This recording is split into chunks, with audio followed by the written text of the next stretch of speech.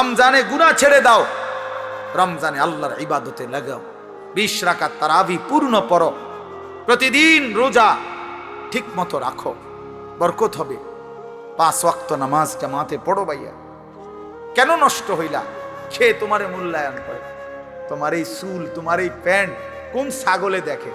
তুমি কও। এই সমাজের কোন ভদ্রলোক, এই সমাজের মান্য গণ্য কোন মানুষ, দিল দরদি, দিন দরদি কোন মানুষ তোমার ঘরে দেখে? কেউ কোনোদিন তোমারে ডাকছে কোনোদিন যে বাবা তোমার এই অসাধারণ চুলের জন্য তোমারে ধন্যবাদ?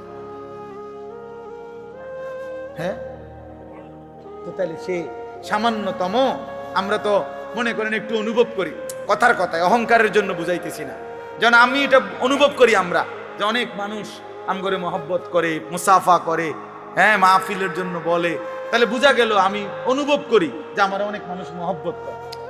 আমার কথাটা বোঝেন নাই? অনেক মহব্বতের যে কি পরিমাণ যন্ত্রণা, এগুলো এই নজরুল মোহাম্মদ এগুলো দেখলেই বোঝা যথেষ্ট। গমে আশিকি তেরা শুকরিয়া, এইটার অর্থ এইটা।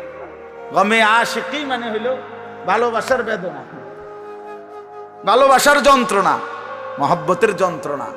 আল্লাহ তেরা শুকরিয়া মানে বুঝায় যে তোমার রাস্তায় যতবার যত দুঃখ পেয়েছি, তোমারে ভালোবাসতে গিয়ে সবকিছুর জন্য তোমার শুকর যে আল্লাহ তোমার রাস্তায় দুঃখ বেদনা জামিলার মিলছে। তো এই জন্য ভাইয়া তোমার তো এটা অনুভব করা উচিত, তোমার তো এটা ভাবা উচিত যে আমি যে প্রতিনিয়ত চুল পাল্টাইলাম, ডিজাইন পাল্টাইলাম, ফ্যাশন পাল্টাইছি, তো মানুষে আমারে কিতা কয়? আমি তো অনেক সময় বলি যে তোমাদের সমবয়সী ছেলেরা যখন তোমারে বলে দোস্ত তোরে সেরকম লাগে, তো তুই জিগাও না কি রকম? আমিও তো মানছি তোরে সেরকম লাগে, কিন্তু সেটা কেডা? মান হুয়া সে কে?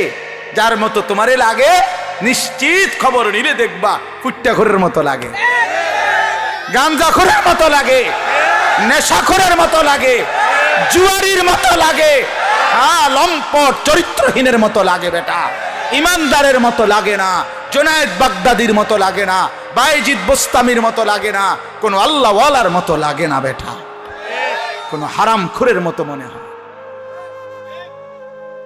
কোন বাবাখোর ডাইলখোর ছাড়া, নেশাখোর ইয়াবাখোর ছাড়া অন্যদের মতো লাগে না বেটা। নামাজি এমন হয় না, চরিত্রবান এমন হয় না, ভালো মানুষ এমন হয় না।